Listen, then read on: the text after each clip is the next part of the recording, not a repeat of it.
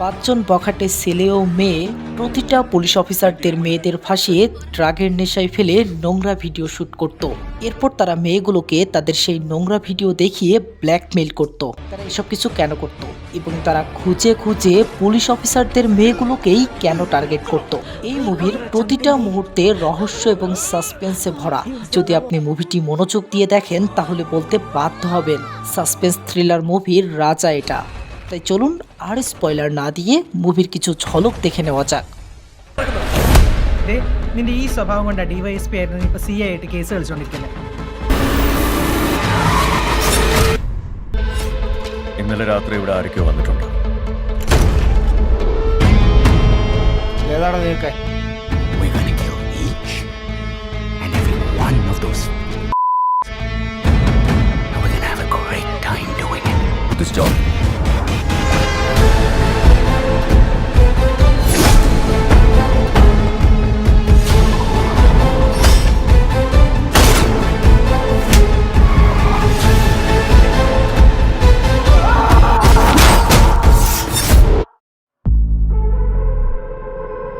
শুরুতেই জোসেফ নামের একটা পুলিশ অফিসারকে দেখতে পাই। সে তার সুইসাইড নোটে লিখছিল সে স্বইচ্ছায় মৃত্যুবরণ করতে যাচ্ছে।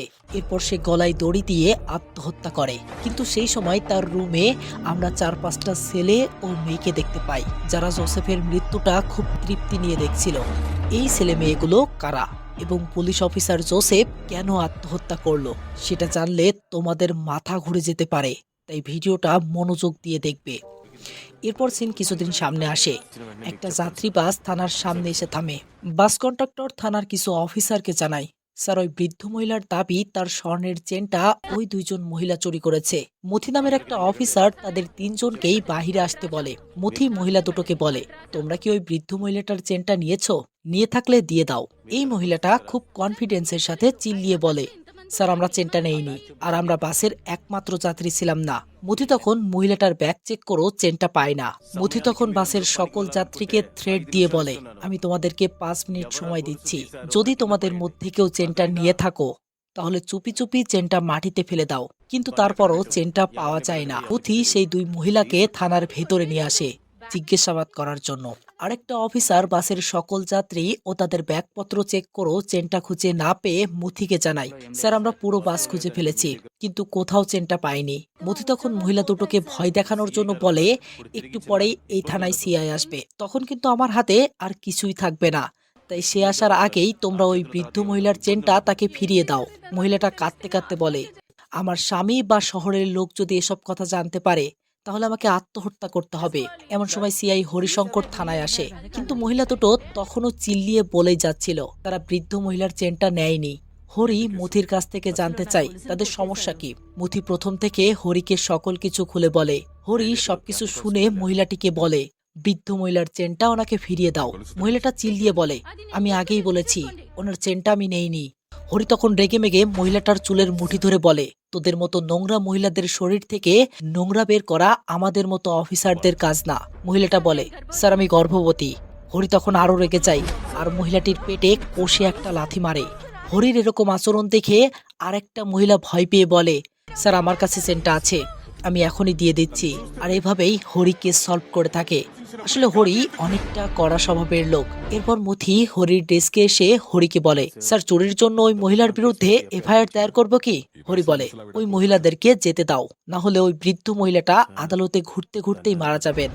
মথির হরির কথাটা পছন্দ হয় না, তাই তিনি ডেল্টা নামের আরেকটা অফিসারকে ফোন করে সকল কিছু খুলে বলে। মথি ডেল্টাকে এটাও জানায় ওই মহিলা গর্ভবতী দাবি করার পরেও হরি তার পেটে লাথি মেরেছিল। তিনি আরো জানান, যদি ওই মহিলা সত্যি সত্যিই গর্ভবতী হতো তাহলে আমাদের সকলের চাকরি চলে যেত। ডেল্টা হরিকে সাথে সাথে কল করে বিষয়টা নিয়ে তার সাথে কথা বলার জন্য।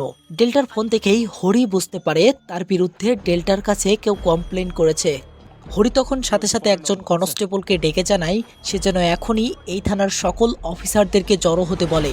হরি ডেল্টার কলটা রিসিভ না করে সকল অফিসারদের উপর রেগে বলে, তোমাদের সবাইকে চিনি, প্রত্যেকেই অত্যন্ত চালাক, তবে আমার সাথে বা আমার উপর চালাকি করতে যেও না। আমার আদেশ না মানতে পারলে সাধারণভাবে চিকিৎসা সংক্রান্ত ছুটি নিতে পারো এবং এখানে যা ঘটছে সেই ব্যাপারে ঊর্ধ্বতন কর্তৃপক্ষকে যারা রিপোর্ট করছো তাদের অবসর আমি সুখের হতে দিব না। অফিসার মতি বুঝতে পারে হরি তার দিকে ইঙ্গিত করেই কথাগুলো বলল। এরপর হরি তাদের সামনেই ডেল্টাকে কল করে বলে, জানি তুমি আমাকে কি বলতে চাও, একটা কাজ করো, আমার দায়িত্ব তুমিই পালন করো। এমন সময় থানায় কমপ্লেন করতে দুজন লোক আসে। এই মেয়েটা বলে, স্যার আমি শ্রীরাম ফাইন্যান্সের একজন কর্মচারী।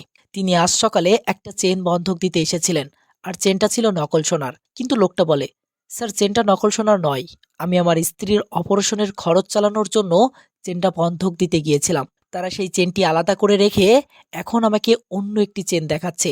হরি লোকটাকে বলে, তাকে আপনার চেনটা আগেই দেখেছিল যাতে হুবহু কপি করতে পারে? তারপরও চন্দ্রবাবু বলে, স্যার আমি চোর নই স্যার, আমি একজন বাসের কন্ট্রাক্টর। এটা আমি আমার মেয়ের জন্মদিনের জন্য কিনেছিলাম, এটা একদম সত্য স্যার। হরি তখন জানতে চাই চেনটা কত ভরির ছিল। লোকটা জানাই 2 ভরির। হরি আরো জানতে চাই কোন দোকান থেকে কিনেছিলেন সেটা মনে আছে কি?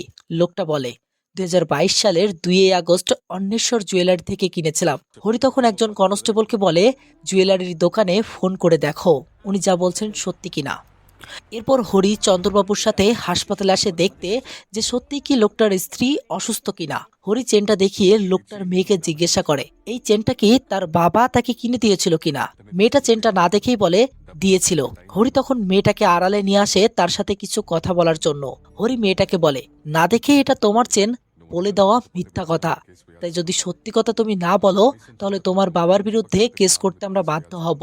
মেয়েটা তখন জানাই সে অনেক আগেই চেনটা হারিয়ে ফেলেছিল, বাবাকে বলতে ভয় করেছিল, তাই আমি ওই চেনটার নকল বানিয়েছিলাম। হরি বলে, আবার মিথ্যা কথা বলো না, যখন তোমার বাবা চেনটা বন্ধক দিতে নিয়ে গিয়েছিলেন তুমি জানতে এটা নকল সোনা এবং ধরা পড়লে তিনি দোষী প্রমাণিত হবেন। তা সত্ত্বেও যখন তুমি তাকে এটা দিয়েছো তাই তুমি চেনটা হারাতে পারো না।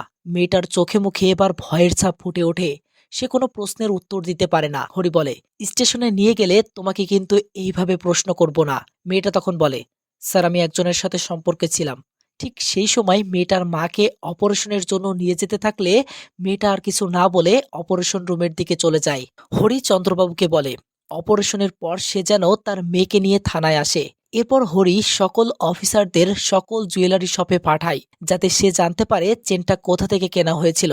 পুলিশ অন্বেশ্বর জুয়েলারিতে এসে চেনটার ফটো দেখালে সেখানকার কর্মচারী জানায় চেনটা তাদের দোকান থেকেই 2 আগস্ট 2022 সালে চন্দ্রবাবু নামের একটা লোক কিনেছিলেন। তার মানে চন্দ্রবাবু মিথ্যা কথা বলেনি। তাহলে চেনটা নকল কিভাবে হলো তার রহস্যও বের হবে। তো এরপর পুলিশ আরও 30টা জুয়েলারির দোকানে গিয়ে জিজ্ঞাসাবাদ করে। শেষমেশ এই দোকানে আসলে লোকটা জানায় এরকম ডিজাইনের চেন অনেক আগেই তার দোকানে বন্ধক রেখেছিল। সেই সাথে লোকটা আরও জানায় সেই একই দিনেই আরও 2টা চেন 2টা মেয়ে বন্ধক রেখেছিল। কনস্টেবল লোকটার কাছ থেকে সেই মেয়েগুলোর ডিটেলস নিয়ে নেয়। কনস্টেবলটা এসে হরিকে বলে, স্যার চন্দ্রবাবু যেটা বলেছিলেন সেটা সত্য ছিল, আর দ্বিতীয় চেনটা জোসেফ নামের একজন পুলিশ অফিসার কিনেছিলেন। আমরা খোঁজ নিয়ে জানতে পেরেছি কর্নাট পুলিশে কর্মরত অবস্থায় তিনি গলায় দড়ি দিয়ে আত্মহত্যা করেন। এরপর হরি সেই চেনটা নিয়ে জোসেফের স্ত্রীর সাথে দেখা করতে আসে। হরি জোসেফের স্ত্রীকে সেই চেনটা দেখালে সে জানায় চেনটা তার মেয়ের, আর তার মেয়ে তখন জানিয়েছিল তার গলা থেকে কেউ চেনটা ছিনিয়ে নিয়েছিল। হরি তখন জোসেফের মেয়েকে জিজ্ঞাসা করে যে সে চেনটা কোথায় হারিয়েছিল। অ্যাঞ্জেল জানায় যে সে কলেজ যাওয়ার পথে একজন বাইকার বাইক নিয়ে এসে তার গলা থেকে চেনটা ছিনিয়ে নিয়েছিল। অন্যদিকে সেই কনস্টেবল দুটো 3 নম্বর চেনটার পরিচয় জানতে একটা দোকানে আসে এবং সেখান থেকে 3 নম্বর চেনটা যে কিনেছিল সেটা দেখে অবাক হয়ে যায়।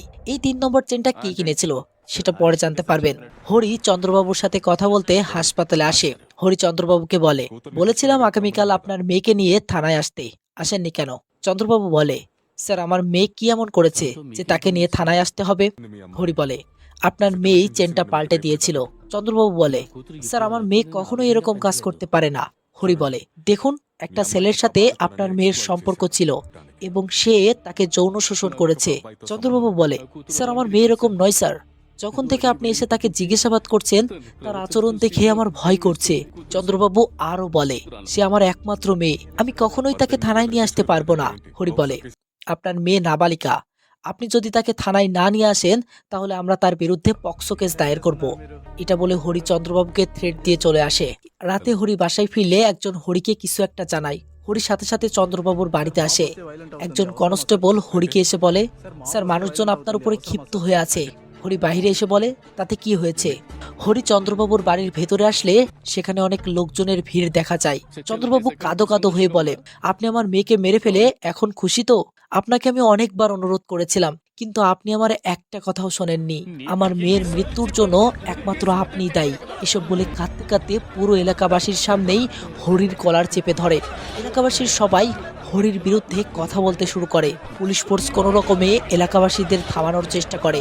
হরি চন্দ্রবাবুকে বলে, আমি প্রমাণ করব কে এই মৃত্যুর পিছনে আছে এবং কেন এটা ঘটেছে। এরপর হরি লাশটার রুমে আসে। সে রুমে এসে দেখে মেয়েটা গলায় দড়ি দিয়ে আত্মহত্যা করে মারা গেছে। মেয়েটার লাশ দেখেই হরির কিছু একটা মনে পড়ে যায়, আর হরি অস্বাভাবিক হয়ে যায়। সে মেন্টালি ডিপ্রেসড হয়ে যায়। এরই মাঝে ডেল্টা সেখানে আসলে দেখে এলাকার লোকজন হরির উপর অনেক ক্ষেপে আছে। ডেল্টা কনস্টেবলের উপরে রেগে বলে, সে কেন হরিকে ভেতরে ঢুকতে দিয়েছে। হরির অবস্থা খারাপ দেখে ডেল্টা কনস্টেবলকে নির্দেশ দেয় সেফটির সাথে হরিকে বাহিরে নিয়ে আসতে। কনস্টেবলগুলো কোনো রকমে জনসম্মুখের ভিড় থেকে হরিকে বের করে নিয়ে আসে। এরপর তারা হরিকে বাসায় পৌঁছে দেয়। এটা হরির স্ত্রী গীতা। হরি বাসায় এসে সোফায় বসলে গীতা হরির অবস্থা দেখে পানি খেতে দেয়। এরপর গীতা হরির হাতটা চেপে ধরে তাকে শান্ত করার চেষ্টা করে। হরি তখন গীতার থেকে জানতে চায় তার মেয়ে নীলা কোথায়। গীতা জানায় নীলার অনেক মাথা ব্যথা করছিল, তাই সে তাড়াতাড়ি শুয়ে পড়েছে। হরি তারপরও অস্বাভাবিক আচরণ করতে করতে তার মেয়েকে খুঁজতে খুঁজতে উপরের রুমে আসে, কিন্তু সে উপরের সকল রুমে খুঁজেও নীলাকে কোথাও দেখতে পায় না। হরি তখন তার স্ত্রীকে বলে তার মেয়ে নীলা কোথায়। গীতা কিছু না বললে হরি গীতাকে মারতে শুরু করে। বাবার এমন আচরণ দেখে হরির ছোট্ট মেয়েটা কান্না করতে শুরু করে। গীতা তখন রেগে যায় আর হরির কলার ধরে বলে, তুমি আমার মেয়েকে মেরে ফেলেছো, তোমার কারণেই আমার মেয়েটা আজ বেঁচে নেই। হরি মুহূর্তের মাঝেই থমকে যায়। হরি তখন তার মেয়ের চেহারাটা কল্পনা করতে শুরু করে, আর সিন তখন ফ্ল্যাশব্যাকে যায়। দেখা যায় হরি একটা ছেলেকে ধরার জন্য তার পিছু নিয়েছে। ছেলেটার নাম শ্যাম। আসলে এই শ্যাম তার বন্ধু বান্ধবের সাথে মিলে থমাস নামের একজন পুলিশ অফিসারের মেয়েকে ভাসিয়ে নগ্ন ভিডিও বানিয়েছে এবং শেষমেশ মেয়েটা আত্মহত্যা করেছিল। তো যাই হোক, কোনো রকমে হরি ও তার টিম মিলে শ্যামকে ধরতে সক্ষম হয়। আর এখানে একটা অফিসারের কথার মাধ্যমে আমরা জানতে পারি পুলিশ অফিসার থমাস শ্যামের বিরুদ্ধে পক্সো কেস দায়ের করেছিল। আসলে একটা 16 বছরের মেয়ের সাথে শ্যামের ভালোবাসার সম্পর্ক চলছিল। মেয়েটির পরিবার মেয়েটির বয়সের কথা চিন্তা করে থমাসকে অনুরোধ করেছিল যাতে সে শ্যামের বিরুদ্ধে কমপ্লেন না করে। তবে শিশু কল্যাণ কমিটি মামলাটি এগিয়ে নিয়ে গিয়েছিল। তখন থমাসেরও মামলাটি এগিয়ে নিয়ে যাওয়া ছাড়া আর কোনো উপায় ছিল না, আর এই কারণেই শ্যামের শাস্তি হয়। আর এরপর শ্যাম থমাসের উপর রিভেঞ্জ নেওয়ার জন্য তার মেয়েকে প্রেমের ফাঁদে ফেলে ড্রাগ দিয়েছিল এবং যৌন নির্যাতন করেছিল। আর এভাবেই শ্যাম থমাসের উপর প্রতিশোধ নিয়েছিল। তো তারা শ্যামকে একটা রুমে হাতকড়া পরিয়ে শ্যামের ল্যাপটপটা চেক করছিল। এমন সময় রেগে মেগে থমাস সেখানে আসে। শ্যাম থমাসকে দেখে হাসতে হাসতে বলে, স্যার আপনি কি আপনার মেয়ের নগ্ন ভিডিওটা দেখতে চান? আমার ওই ল্যাপটপে আছে। থমাস রেগে যায় আর শ্যামকে মারতে শুরু করে। কিছু অফিসার ও হরি এসে কোনো রকমে থমাসকে থামায়। আরেকটা কনস্টেবল তখন ল্যাপটপ লুকিয়ে রাখার চেষ্টা করে। হরি জোর করে ল্যাপটপটা নিয়ে দেখতে শুরু করে, কিন্তু হরি সেই ল্যাপটপে থমাসের মেয়ের ভিডিওর সাথে সাথে নিজের মেয়ে নীলার নোংরা ভিডিও দেখতে পায়। হরি এটা দেখে সেই পরিমাণে শক খায়। তার মানে শ্যাম হরির মেয়ে নীলারও নোংরা ভিডিও শুট করেছে। কিন্তু নীলা স্বেচ্ছায় কেন নিজের নোংরা ভিডিও শুট করালো, তার রহস্য পরে জানতে পারবেন। তো এরপর হরি অনেক রেগে যায় এবং শ্যামকে সেইভাবে মারতে শুরু করে। সে শ্যামকে এমনভাবে মারছিল যেন সে শ্যামকে মেরেই ফেলবে। বাকি অফিসারগুলো তাকে কোনোভাবেই থামাতে পারছিল না। এভাবে কিছুক্ষণ চলার পর তারা হরিকে টেনে নিয়ে সাইডে আসে। এরপর একজন অফিসার শ্যামের নিঃশ্বাস চেক করে দেখে শ্যাম মারা গেছে। অন্যদিকে দেখা যায় নীলা কাঁদতে কাঁদতে জড়িয়ে ধরে তার মাকে বলতেছে, মা আমার কোনো দোষ নেই, সে আমাকে তার ফাঁদে ফেলেছিল। গীতা তখন নীলাকে শান্ত করে বলে, মা তোর কিচ্ছু হবে না, আমি সব সামলে নেব। এমন সময় হরি রেগে মেগে বাসায় আসে। গীতা হরিকে থামিয়ে শান্ত হতে বলে, কিন্তু হরি রেগে নীলার রুমের দরজা খোলার চেষ্টা করে। গীতা হরিকে বোঝানোর চেষ্টা করে তাদের মেয়ে এই মুহূর্তে অনেক হতাশাগ্রস্ত। এই সময়ে তার সাথে আমাদের ভালো ব্যবহার করা উচিত। গীতা হরিকে বলে সে আসলে তাকে ড্রাগ দিয়ে ফাঁদে ফেলেছিল। হরি কাঁদতে কাঁদতে বলে, তাকে এত ভালোবেসে আমরা বড় করেছি, কিন্তু এইভাবে সে আমাদের প্রতিদান দিল। এটা বলে হরি রেগে লাথি মেরে দরজা ভেঙে ফেলে। কিন্তু রুমে এসে দেখে নীলা আত্মহত্যা করেছে। হরি মেয়ের এমন অবস্থা দেখে সহ্য করতে না পেরে অজ্ঞান হয়ে যায়। গীতা নীলার লাশ ধরে কাঁদতে থাকে। তো সিন ফ্ল্যাশব্যাক থেকে বর্তমানে আসলে দেখা যায় চন্দ্রবাবু তার মেয়ের মৃত্যুর জন্য হরিকে দায়ী করে তার বিরুদ্ধে কেস করেছে। সে নিউজ মিডিয়াকে জানিয়েছে হরি তার 17 বছর বয়সী মেয়েকে চরম মানসিক সংকটে ফেলেছিল, আর সেই কারণেই তার মেয়ে আত্মহত্যা করেছে এবং সে হরির শাস্তির জন্য যে কোনো পর্যায়ে যেতে পারে। পরের সিনে দেখি হরির স্ত্রী গীতা চিত্রার সাথে কথা বলতে একটা রেস্টুরেন্টে এসেছে। গীতা চিত্রাকে জানায় হরির কারণেই তার মেয়ের মৃত্যু হয়েছে এবং এখন হরি মানসিকভাবে অসুস্থ হয়ে পড়েছে। তার আরও একটা ছোট্ট মেয়ে আছে এবং হরির আচরণে তার ছোট্ট মেয়ে এবং সে প্রতিনিয়ত বিব্রতকর পরিস্থিতিতে পড়ে যাচ্ছে। তাই সে এখন হরিকে ডিভোর্স দেওয়ার সিদ্ধান্ত নিয়েছে। চিত্রা জানায় সে হরির ব্যাপারে ডক্টরের সাথে কথা বলেছে। ডক্টর জানিয়েছে হরির তেমন কোনো মানসিক প্রবলেম নেই। এমন সময় হরি সেখানে আসে। হরি গীতাকে মানানোর চেষ্টা করলেই গীতা জানায় তার মেয়ের মৃত্যুর জন্য এখনো সে তাকেই দায়ী করে এবং এখন থেকে সে আর তার সাথে কোনো কম্প্রোমাইজ করতে পারবে না। এই বলে গীতা চলে যায়। হরির মনে পড়ে যায় সে তার স্ত্রী এবং 2 মেয়ের সাথে কতটা সুন্দর মুহূর্ত কাটাতো এবং হরি তার বড় মেয়ে নীলাকে অনেক ভালোবাসতো। তো এরপর হরি পুলিশ অফিসার থমাসের সাথে দেখা করতে তার বাড়িতে আসে। আসলে হরি সেই দিন শ্যামকে মেরে ফেলার পর থমাস নিজের ইচ্ছায় দোষটা নিজের ঘাড়ে নিয়ে সাজা ভোগ করেছিল। থমাস হরিকে জানায় সেদিন যদি হরি শ্যামকে না মারতো তাহলে সে তাকে মেরে ফেলতো। কিন্তু থমাসের স্ত্রী গ্রেসি হরিকে দেখে অনেকটা অস্বস্তি ফিল করছিল। হরির অপরাধবোধ মনে হতে থাকে, কারণ তার কারণেই থমাস বিনা দোষে শাস্তি ভোগ করেছে। রাতের বেলায় 3 জন ছেলে ও 2 জন মেয়ে থমাসের বাড়িতে আসে। তারা সকলেই জানায় তারা তার মেয়ের বন্ধু বান্ধবী ছিল। এই মেয়েটা তার নাম জানায় সেলিন, এ জানায় তার নাম সত্য, এর নাম ক্রিস্টি, আর এর নাম আন্না, আর এর নাম লেন্স। আন্না থমাসকে বলে, আঙ্কেল, এলসা যখন মারা যায় বিভিন্ন সমস্যার কারণে আমরা কেউই আসতে পারিনি, কারণ তখন আমাদের সকলেরই সেমিস্টার পরীক্ষা চলছিল। আন্টি তখন তাদের জন্য শরবত বানাতে কিচেনে যায়। সেলিন ও আন্নাও তখন আন্টিকে সাহায্য করার জন্য কিচেনে আসে। এরপর তারা দুজনেই শরবত বানিয়ে সকলকে পরিবেশনা করে। থমাসের তাদের সকলের সাথে কথা বলে কিছু একটা সন্দেহ হয়, তাই সে তার মেয়ের কলেজের অ্যালবামের ফটো এনে তাদেরকে দেখিয়ে জানতে চায় এর মধ্যে শ্রীদেবী শিক্ষক কোনটা। কিন্তু তাদের মধ্যে কেউই শ্রীদেবী টিচারকে সঠিকভাবে বলতে পারে না। থমাস শিওর হয়ে যায় এরা কেউই তার মেয়ের বান্ধবী ছিল না, তারা তাদের কাছে ফেক পরিচয় দিয়েছে। থমাস তখন ক্ষিপ্ত হয়ে জানতে চায় তারা কারা। ক্রিস্টি নামের ছেলেটা ক্ষিপ্ত হয়ে শ্যামের ফটো দেখিয়ে থমাসকে বলে, আমরা শ্যামের বন্ধু, যাকে আপনি পিটিয়ে মেরেছেন। আপনি এই বলে তাকে হত্যা করেছিলেন যে সে আপনার মেয়েকে ধর্ষণ করেছিল, তাই না? কিন্তু সে একা করেনি, আমিও করেছিলাম। থমাস তখন রেগেমেগে ক্রিস্টির কলার চেপে ধরলে তারা সবাই মিলে বাড়ির দরজা আটকে দেয়। সেলিন হাসতে হাসতে থমাসের মেয়ের নগ্ন ভিডিওটা প্লে করে দেখাতে থাকে। থমাসের স্ত্রী সহ্য করতে পারবে না বলে থমাস তার চোখ আটকে ধরে, কিন্তু থমাস দেখতে পায় তার স্ত্রীর নাক দিয়ে রক্ত পড়ছে। আসলে সেলিন ও আন্না আন্টিকে সাহায্য করার নামে কৌশলে তাদের দুজনের শরবতেই বিষ মিশিয়ে দিয়েছিল। তারা দুজনেই নরক যন্ত্রণার মতো কষ্ট নিয়ে মৃত্যুর দিকে ঢলে পড়ে, কিন্তু আন্টি মৃত্যুর আগে তাদেরকে জানায় তার স্বামী তাদের বন্ধুকে মারেনি, মেরেছে হরিশঙ্কর স্যার। এরপর তারা মারা গেলে লেন্স তাদের ফোন থেকে হরির ফটোটা নিয়ে নেয়। এরপর তারা তাদের সকল প্রমাণ মুছে ফেলার চেষ্টা করে সেখান থেকে চলে যায়। একটু পর দেখা যায় ফরেন্সিক টিম এসে বাড়ির সকল জিনিসপত্র খুঁটিয়ে দেখছে। আসলে তারা এমন ভাবে তাদেরকে মেরেছে যাতে সবাই মনে করে তারা নিজেরাই নিজে আত্মহত্যা করেছে। কিন্তু হরি থমাসের বাড়ির চারিদিকে দেখে বুঝতে পারে তাদেরকে মার্ডার করা হয়েছে। হরি ডেল্টাকে বলে তাদেরকে মার্ডার করা হয়েছে, কারণ গতকাল যখন আমি এখানে এসেছিলাম সে আমার সাথে খুব স্বাভাবিকভাবে কথা বলেছিল। যদি তারা তাদের মেয়ের জন্য আত্মহত্যা করে থাকতো তাহলে তাদের পাশে তাদের মেয়ের একটা ছবি থাকার কথা ছিল, আর যদি তারা নিজেদের শরবতে নিজেরাই বিষ মেশাতো তাহলে গ্লাসের পাশেই থাকতো বিষের বোতলটা। তাই আমার মনে হচ্ছে গতকাল কিছু লোক এখানে এসেছিল এবং তারাই বিষ মিশিয়ে থাকতে পারে, ডেল্টা বলে। কিন্তু কেউ যদি তাদের মেরেই থাকবে তাহলে বাড়ির মেন দরজাটা ভেতর থেকে আটকে রাখলো কিভাবে? হরি বলে, আমি সেটাও পর্যবেক্ষণ করেছি। সিঁড়ির উপরের কাচের জায়গায় শুকনো আম পাতা পড়ে আছে। তাদের উপর বিষ প্রয়োগ করার পর তাদের মধ্যে একজন বাড়িটার ভেতর থেকে তালাবদ্ধ করে টাইলস দিয়ে বেরিয়ে গেছে। আমি দেখেছি পিছনের ছাদের টাইলসের উপরে শুকনো আম পাতাগুলো স্পষ্টভাবে নড়াচড়া করা হয়েছে, এবং যদি থমাস বিষটা মেশাতো তার ফিঙ্গারপ্রিন্ট দুটো গ্লাসেই থাকতো, আর যদি তার স্ত্রীও বিষটা মেশাতেন তাহলে তার ফিঙ্গারপ্রিন্টও দুটো গ্লাসেই থাকতো। কিন্তু এখানে প্রতিটা গ্লাসেই একটা করে ফিঙ্গারপ্রিন্ট আছে, তার মানে অন্য কেউ শরবতে বিষটা মিশিয়েছে। এসব বলে হরি চলে গেলে ডেল্টা সকল কিছু আর একবার পর্যবেক্ষণ করে বুঝতে পারে কিছুক্ষণের মধ্যেই হরি এই কেসটার একদম পারফেক্ট তদন্ত করে ফেলেছে। এরপর হরি তার বন্ধু বান্ধবকে তার মেয়ের ব্যাপারে জিজ্ঞাসা করতে আসে, কিন্তু তেমন কোনো ক্লু বের করতে পারে না। এরপর হরি আরও যে দুটো চেন পেয়েছিল তাদের ঠিকানা বের করেও তাদেরকেও জিজ্ঞাসাবাদ করতে শুরু করে।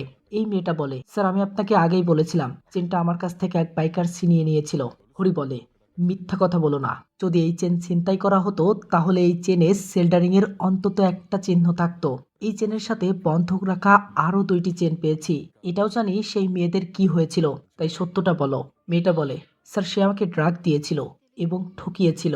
হরি তখন শ্যামের ফটো দেখিয়ে জানতে চাই এটাই কি সেই ছেলে। মেয়েটা জানায়, না স্যার, সে অন্য কেউ ছিল এবং সে তার সকল পরিচয় আমার কাছে ফেক দিয়েছিল। হরি বলে, তুমি কি তাকে চেনটা দিয়েছিলে? মেয়েটা তখন বলে, সে আমাকে ড্রাগ দিয়েছিল। যখন আমার জ্ঞান ফেরে তখন আমি দেখতে পাই আমার গলায় কোনো চেন ছিল না। মেয়েটা আরো জানায় তারা 3 জন ছিল। এরপর হরি তার টিম নিয়ে 3 নম্বর চেনটার পরিচয় জেনে সেই মেয়েটার কাছে আসে। হরি শ্যামের ফটো দেখিয়ে জানতে চাই এই ছেলেটার সাথে তার কিসের সম্পর্ক। মেয়েটা জানায় সে ছেলেটাকে চেনে না। হরি তখন চেনটা দেখিয়ে বলে, তাহলে এই চেনটা তোমার কাছে কিভাবে এলো? মেয়েটা বলে, স্যার এটা আমি আকস্মিকভাবে পেয়েছি। স্যার আমি একটা শপিং মলে কাজ করি। একদিন কাজ শেষে দেখি একটা মেয়ে তার ড্রেস ট্রায়াল রুমে ফেলে রেখে গেছে। সেই ড্রেসের মধ্য থেকে একটা পার্সের ভেতর থেকে এই চেনটা পেয়েছিলাম। হরি তখন মেয়েটার সাথে সেই শপিং মলে এসে সেদিনকার সিসিটিভির ফুটেজ চেক করে। হরি দেখে এই মেয়েটা তার জিন্স ট্রায়াল রুমে রেখেছিল। আর আমরা তো জানি এই মেয়েটা তাদের 5 জনের মধ্যে একজন ছিল। মেয়েটা তার নাম জানিয়েছিল আন্না। হরিও শপিং মলের ক্রয় ব্যবস্থাপককে জিজ্ঞাসাবাদ করে জানতে পারে মেয়েটার নাম আন্না। আর এরপরেই আমরা দেখতে পাই তারা 5 জন হরিকে সব জায়গায় ফলো করছে। আর কি কারণে তারা হরিকে ফলো করছে সেটাও তো আমরা জানি, তাদের বন্ধুর মৃত্যুর প্রতিশোধ নেওয়ার জন্য। ক্রিস্টি হরিকে ফলো করে বুঝে যায় হরি আন্নাকে চিহ্নিত করে ফেলেছে। তাই ক্রিস্টি সবাইকে বলে, এখন যদি আমরা হরিকে মারতে যাই তাহলে আমরা সবাই ফেসে যাব। তাই এখন আমরা সকলেই কিছুদিনের জন্য গা ঢাকা দিব। কিন্তু সেলিন হরিকে না মেরে এখান থেকে কোথাও যাবে না। সেলিন রেগে মেগে গাড়ি থামিয়ে সেখানেই নেমে পড়ে। সেলিন তাদেরকে বলে, তোরা যা, আমি শ্যামকে হারিয়েছি, তাই আমি একাই শ্যামের মৃত্যুর প্রতিশোধ নিব। লেন্স ক্ষিপ্ত হয়ে বলে, তুই একাই শ্যামকে হারিয়েছিস? সে আমার ভাইয়ের মতো ছিল, তাই তুই তোর চুতিয়াগিরিটা এখন বন্ধ কর। সত্য বলে, দেখ তুই একটু বোঝার চেষ্টা কর, তারা আন্নাকে চিহ্নিত করে ফেলেছে। যদি কোনোভাবে আন্না ধরা পড়ে তাহলে আমরা সবাই ধরা পড়বো। তাই আপাতত আমাদের সাথে অন্য কোথাও চল। আমি তোকে কথা দিচ্ছি আমরা হরিকে মেরেই ছাড়বো। পরের সিনে দেখা যায় হরি তার টিম নিয়ে তাদেরকে খুঁজতে খুঁজতে ব্যাঙ্গালোরে এসে পৌঁছেছে। এখানে আমাদের আরো দেখানো হয় তারা 5 জন কিভাবে উগ্র জীবনযাপন করে। তাদের কাজটাই ছিল কলেজের ছেলে ও মেয়েদের কাছে ড্রাগ সাপ্লাই করা এবং নেশা করে সারাদিন মস্তিতে কাটানো। একদিন রাতে হরি গোপন সূত্রে খবর পেয়ে তার টিম নিয়ে একটা ডিস্কোতে আসে। একজন লেডি কনস্টেবল আন্নাকে দেখতে পেলে আন্না তাকে মেরে গাড়ি নিয়ে পালাতে থাকে। হরিও তার টিম নিয়ে গাড়ি করে আন্নাকে পিছু করতে শুরু করে। আন্না ক্রিস্টিকে ফোন করে জানায় হরি তার পিছু করতে শুরু করেছে, যে কোনো সময়ের মধ্যে সে তাকে ধরে ফেলতে পারে। ক্রিস্টি তাকে একটা জায়গায় যেতে বলে এবং ক্রিস্টি তার বন্ধু বান্ধব নিয়ে সেই জায়গায় যেতে থাকে। হরি প্রায় আন্নার গাড়ির কাছে চলে আসে। আন্না সুযোগ বুঝে হঠাৎ একটা গলিতে গাড়িটা থামায়। হরি গাড়ি থেকে বের হয়ে আন্নাকে খুঁজতে থাকে। হঠাৎ আন্না গাড়ি স্টার্ট করে হরিকে মারার চেষ্টা করে। আন্না ব্যর্থ হলে আবার সে হরিকে মারার চেষ্টা করে, কিন্তু হরি সাইড কেটে সরে গেলে আন্না গুরুতরভাবে অ্যাক্সিডেন্ট করে আর সেখানেই মারা যায়। ক্রিস্টি আন্নার মৃত্যুর খবর জানতে পেরে পুরো কান্নায় ভেঙে পড়ে। আসলে আন্না ক্রিস্টির গার্লফ্রেন্ড ছিল। আন্নার লাশটা ময়নাতদন্তের জন্য হাসপাতালে নিয়ে আসা হয়। ওই হাসপাতালের ডক্টরকে তার কন্ট্যাক্ট নাম্বার দিয়ে বলে, মেয়েটার সম্পর্কে আমরা এখনো পর্যন্ত তেমন কোনো তথ্য বের করতে পারিনি, তাই যদি মেয়েটাকে কেউ মর্গে দেখতে আসে তাহলে আমাকে সবার আগে জানাবেন। আর আমি সব সময়ের জন্য বাইরে অপেক্ষা করছি। রাতে দেখা যায় হরি যেটা আন্দাজ করেছিল ঠিক সেটাই হয়েছে। তারা সবাই আন্নাকে দেখতে মর্গে এসেছে, কিন্তু কিছুক্ষণের মধ্যেই সেই ডক্টরটা সেখানে চলে আসে এবং তাদের থেকে জানতে চাই তারা কারা। তারা কোনো কথা না বললে ডক্টর হরিকে ফোন করার সিদ্ধান্ত নেয়। হরি ফোনটা ধরতেই সত্য ডক্টরের থেকে ফোনটা নিয়ে ফেলে দেয়। হরি তখন বুঝে যায় হাসপাতালের ভিতরে কিছু একটা হচ্ছে, তাই সে দৌড়াতে দৌড়াতে হাসপাতালের ভেতরে যেতে থাকে। সে মর্গের ভেতরে এসে দেখে সত্য ডক্টরের গলা টিপে ধরেছে এবং তারা সবাই ভয়ানক দৃষ্টিতে তার দিকেই তাকিয়ে আছে। তারা সবাই একসাথে হরিকে মারার চেষ্টা করে। শুরু হয় তাদের লড়াই।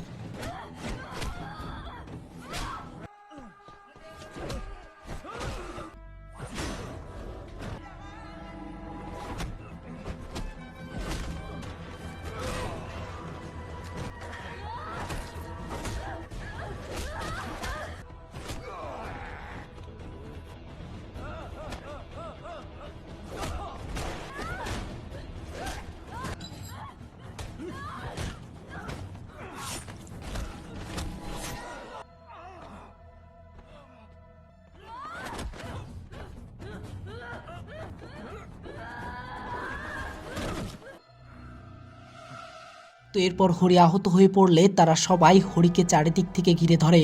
আর তখন ডক্টর আহত অবস্থায় কোনো রকমে হাসপাতালের এমার্জেন্সি বাটনে প্রেস করে। তারা সবাই বুঝে যায় এখানে থাকলে তারা আর কেউ বেঁচে ফিরতে পারবে না, তাই তারা ডক্টরের গলায় চাকু ধরে লিফটে ওঠে।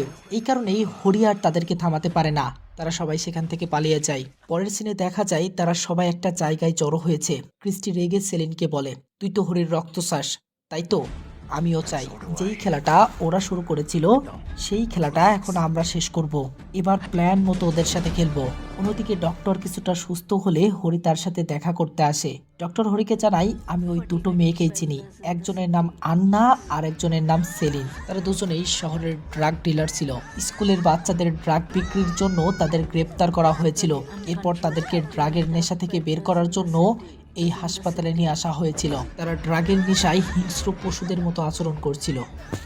হরি আরও ইনভেস্টিগেশন করে জানতে পারে ইন্সপেক্টর জোসেফ ড্রাগ ও কোকেন বিক্রির অপরাধে তাদেরকে গ্রেপ্তার করেছিল। কিন্তু তার কিছুদিন পর ইন্সপেক্টর জোসেফ কেন জানি আত্মহত্যা করে মারা যায়। সে আরও জানতে পারে সেলিন ও শ্যামও সেই কেসে জড়িত ছিল। হরি বিষয়টা আরও ডিটেলসে জানার জন্য জোসেফ যে থানায় কর্মরত ছিলেন সেই থানায় আসে। হরি সেখানকার একজন অফিসারকে সেলিন ও শ্যামের ফটো দেখিয়ে সেই কেসের ব্যাপারে জানতে চায়। অফিসার জানায়, সেদিন আমাদের কাছে একটা মারামারির খবর এসেছিল। যখন আমরা সেখানে গিয়ে পৌঁছালাম দেখলাম তারা ড্রাগ বহন করছে। হরি তখন কনস্টেবলকে জিজ্ঞাসা করে, আর কিছু হয়নি? কনস্টেবলটা জানায়, না স্যার। পাশে থেকে আরেকটা অফিসার বলে, তিনি এখানে এসেছেন জোসেফ স্যারের মৃত্যুর তদন্ত করতে, তাই সেদিন যা ঘটেছিল সত্য সত্য বলবে। কনস্টেবলটা তখন বলতে শুরু করে, সেদিন বার্তা পেয়ে জোসেফ স্যার আমাকে নিয়ে যাত্রীবাসের কাছে যায়। সেখানে পৌঁছাতেই সেখানকার লোকজন জোসেফকে জানায় ড্রাগের নেশায় উন্মত্ত 3 জন যুবক যুবতী বাসে সমস্যা সৃষ্টি করছিল, তাই বাসের কন্ডাক্টরকে মেরে তারা নাক ফাটিয়ে রক্তাক্ত করে দেয়। বাস কন্ডাক্টরকে কিছুক্ষণ আগেই হাসপাতালে নিয়ে যাওয়া হয়েছে। জোসেফ বাসের ভিতরে এসে তাদের 3 জনের থেকে জোর করে ব্যাগটা নিয়ে দেখে তাদের ব্যাগের মধ্যে ড্রাগস ও কোকেন ভরপুর। জোসেফ তখন শ্যাম, সেলিন ও আন্নাকে গ্রেপ্তার করে তার গাড়িতে তোলে। রাস্তার মাঝে জোসেফ তাদের ব্যাগ থেকে ড্রাগ বের করে সেই রকম স্টাইলে নিজেই নেশা করে, যা দেখে এরা মনে করে মালটাকে কিছু টাকার অফার করলেই মালটা তাদেরকে যেতে দেবে। শ্যাম জোসেফকে বলে, স্যার দয়া করে আমাদের বিরুদ্ধে কেস দায়ের করবেন না, আপনি বলুন আপনার কত টাকা চাই? জোসেফ তখন ভিলেনি গলায় বলে, টাকা তো তোদের দিতেই হবে, আর তার সাথে এক রাতের জন্য এই দুটো মেয়েকেও আমার লাগবে। এই বলে সে বাজেভাবে আন্নার শরীরে স্পর্শ করে। আন্না ও সেলিন বিব্রতকর পরিস্থিতিতে পড়ে যায় এবং তারা সবাই তাদের শরীর থেকে হাত ছড়াতে বলে। তারা অনেক চিল্লাচিল্লি ও কাকুতি মিনতি করার পরেও জোসেফ যখন আন্নার শরীর থেকে হাত ছড়ায় না, তখন আন্না রেগে মেগে জোসেফের মুখে থুতু ফেলে দেয়। জোসেফ প্রচন্ড পরিমাণে অপমানিত হয়, কিন্তু কেন জানি এবার সে শয়তানি হাসি আসতে থাকে। সে রেগে মেগে ড্রাইভারকে জঙ্গলে গাড়িটা থামাতে বলে। এরপর দেখা যায় শ্যামকে গাড়ির ভেতরে আটকে রেখে আন্না ও সেলিনের হাত পা বেঁধে রাখে একটা গাছের সাথে। তারা কান্না করতে থাকে। তারা কান্না করতে করতে জোসেফকে বলে সে যেন তাদের সর্বনাশ না করে, কিন্তু শয়তান জোসেফ নৃশংসভাবে তাদের দুজনকেই রেপ করে। তাদের করুণ আর্তনাদে পুরো জঙ্গল ছেয়ে যায়। আর এই কারণেই তারা প্রতিশোধ নেওয়ার জন্য জোসেফকে আত্মহত্যা করতে বাধ্য করেছিল এবং তার মেয়েকে ড্রাগের ফাঁদে ফেলে নোংরা ভিডিও শুট করিয়েছিল।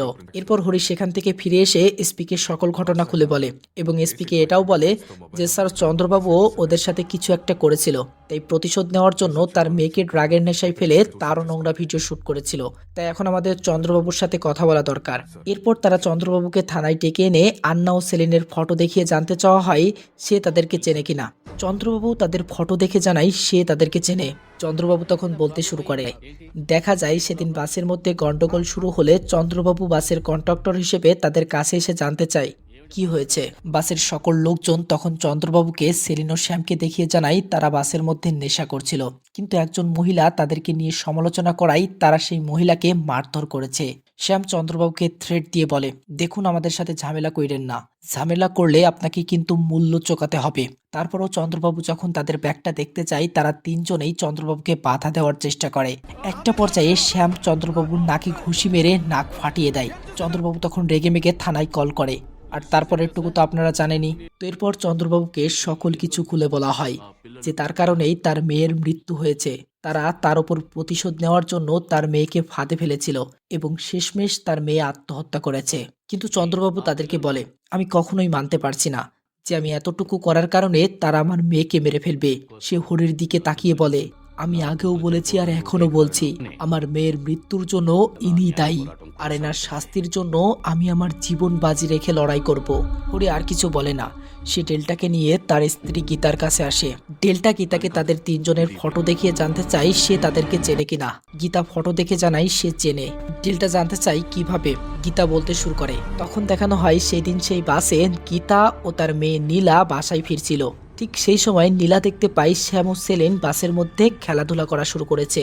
নীলা তখন গীতাকে সেটা দেখায়। তো এরপর তারা খেলাধুলা শেষ করে একদম ওপেনলি দুজনেই বাসের মধ্যে ড্রাগ দিয়ে নেশা করতে থাকে। গীতা তাদের বিষয়টা লক্ষ্য করে। সে রেগে মেগে নীলাকে সেদিকে তাকাতে নিষেধ করে। একটা পর্যায়ে গীতা নিজের রাগকে কন্ট্রোল করতে না পেরে তাদেরকে চিল দিয়ে বলে, পাবলিক প্লেসে তোমরা দুজনে কি শুরু করেছো? কিন্তু তারা গীতার কথাই কোনো গ্রাহ্য করে না। সে তখন রেগে মেগে চিল্লিয়ে বাসের কন্ডাক্টরকে ডাকতে শুরু করে। শ্যাম গীতাকে বলে, আমরা কি তোমাদের সাথে কিছু করেছি? না তো, তাই নিজের চরকায় নিজে তেল দিন। নীলা তার মাকে শান্ত করার চেষ্টা করে। আন্না তখন নীলাকে ড্রাগ এগিয়ে দিয়ে বলে, তোমার কি এটা লাগবে? গীতা রেগে গিয়ে ড্রাগটা ফেলে দেয়। আন্না রেগে মেগে গীতার গলা চেপে ধরে। শ্যাম এসে গীতাকে মেরে ফেলে দেয়। আর তখন গিয়ে বাস কন্ডাক্টর চন্দ্রবাবু সেখানে আসে। এরপর কি হয় আপনারা তো জানেনই। শ্যাম চন্দ্রবাবুকে মেরে নাক ফাটিয়ে দিয়েছিল। আর এরপর জোসেফ আসে আর তাদের তিনজনকে গ্রেপ্তার করে নিয়ে যায়। সব খোলসা মিটল তো। সিন বর্তমানে আসলে হরি ও ডেল্টা বুঝতে পারে হরির কারণে নীলা মরেনি, বরঞ্চ তার স্ত্রী গীতার কারণেই মরেছে। কিন্তু এখন গীতা নীলার মৃত্যুর জন্য হরিকে দায়ী করে তাকে ডিভোর্স দিতে যাচ্ছে।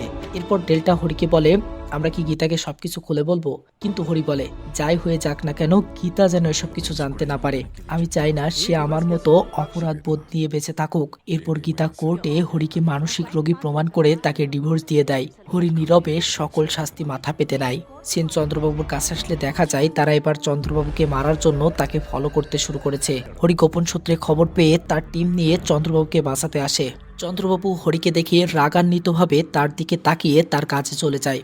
হরি তার লোকজন নিয়ে তাকে আবার ফলো করার চেষ্টা করে, কিন্তু চন্দ্রবাবু একটা গলির ভেতরে আসতেই সেলিন, আন্না, সত্য তার রাস্তা আটকে ধরে এবং সাথে সাথে চন্দ্রবাবুর ভিসা কনফার্ম করে সেখান থেকে চলে যায়। একটুর জন্য হরি চন্দ্রবাবুকে বাঁচাতে পারে না। হরি সেখানে এসে আশেপাশে তাদেরকে খোঁজে, বাট কোথাও দেখতে পায় না। হরি বুঝে যায় তাদের নেক্সট টার্গেট এবার গীতা, তাই সে গীতাকে কল করে। দেখা যায় গীতা তার মেয়েকে নিয়ে বাবার বাড়িতে চলে এসেছে। একটু পর তারা সবাই মিনুকে নিয়ে গীতার সামনে আসে। এরপর তারা মিনুকে মেরে আহত অবস্থাতে হরিকে কল করে। মিষ্টি হাসতে হাসতে হরিকে বলে, যদি সে তার বউ বাচ্চাকে বাঁচিয়ে রাখতে চায় তাহলে যেন সে তাড়াতাড়ি এখানে আসে, তাও আবার একা। এটা বলে কলটা কেটে দেয়। হরির সাথে সাথে তাদেরকে বাঁচানোর জন্য যেতে থাকে। ক্রিস্টি নীলার নোংরা ভিডিওটা জোর করে গীতাকে দেখাতে থাকে। সে বলে, তারা এই ভিডিওটা করতে সব থেকে বেশি মজা পেয়েছে। এসব কর্মকাণ্ড দেখে দাদু রেগে যায় আর সত্যর গায়ে আগুন ছুড়ে মারে। লেন্স তখন রেগে মেগে দাদুকে লাথি মারে। তারা সবাই কোনো রকমে সত্যকে বাঁচিয়ে নেয়। এরপর তারা সবাই দাদুর উপরে ক্ষিপ্ত হয়ে যায় এবং তাদেরকে মারার জন্য সামনে এগিয়ে আসতে থাকলে দাদু তার বন্দুক নিয়ে তাদের সবার দিকে গুলি ছুটতে থাকে। এই ফাঁকে দাদু গীতা ও মিনুকে এখান থেকে পালিয়ে যেতে বলে। গীতা মিনুকে নিয়ে গাড়ি করে পালিয়ে যেতে থাকে।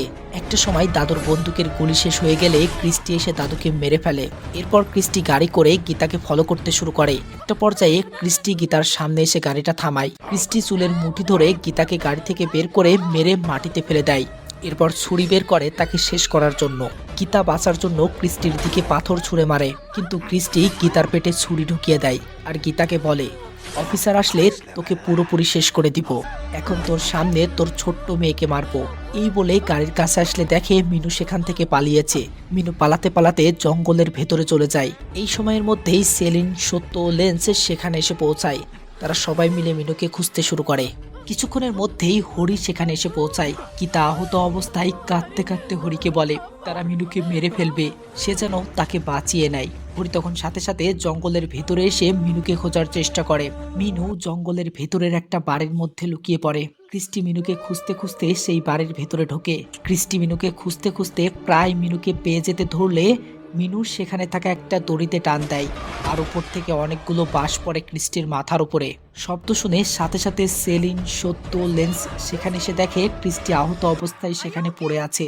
সত্য মিনুকে দেখতে পেয়ে তার দিকে এগিয়ে যেতে ধরলে হরি সেখানে এন্ট্রি নেয় আর সত্যকে সেইভাবে সাইজ করতে শুরু করে।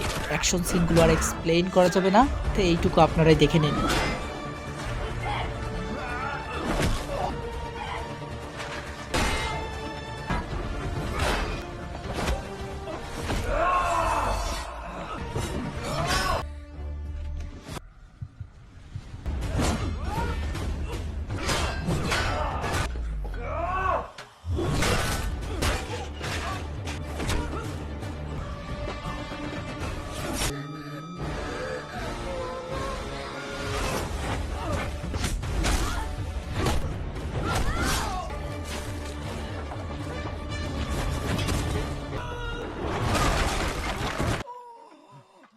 শেষমেশ হরি ক্রিস্টির গলা চেপে ধরে আর তার মেয়ের সাথে কাটানো মুহূর্তগুলো মনে পড়ে যায়।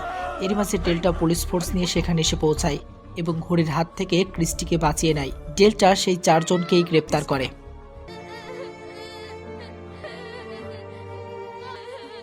এরপর সিন কিছু মাস সামনে আসে। আমরা দেখি গীতা তার ভুল বুঝতে পেরে আবার হরির কাছে ফিরে এসেছে। এখন তারা অনেক সুখে শান্তিতে দিন কাটাচ্ছে। ডেল্টা মন খারাপ করে জানায়, খবর দেখেছো? তখন দেখানো হয় তারা 4 জনই পুলিশ কাস্টডি থেকে বেল পেয়ে গেছে। এরপর তারা 4 জনে একটা মাঠের ভেতরে এসে তাদের নিত্যদিনের লাইফস্টাইল কন্টিনিউ করতে শুরু করে। ক্রিস্টি সবাইকে বলে, এবার আমরা যেভাবেই হোক হরিকে মেরেই ছাড়বো। হঠাৎ সত্য দেখে ক্রিস্টির নাক দিয়ে রক্ত পড়ছে। সন্ধ্যায় নিউজ মিডিয়ায় দেখানো হয় সত্য, লেন্স, ক্রিস্টি, সেলিন তারা জেল থেকে জামিন পাবার পরেই তাদের লাশ পুলিশ একটা মাঠের মধ্যে পেয়েছে। পুলিশ ইনভেস্টিগেশন করে চিহ্নিত করেছে তারা ড্রাগের ওভারডোজ নেওয়ার কারণে মৃত্যুবরণ করেছে। এই নিউজ দেখার পরেও ডেল্টা দেখে হরির তেমন কোনো রিয়াকশন নেই। তখন দেখানো হয় হরি তাদের ড্রাগের মধ্যে বিষ মিশিয়ে দিয়েছিল, যে কারণে তারা সবাই একসাথে মারা যায়।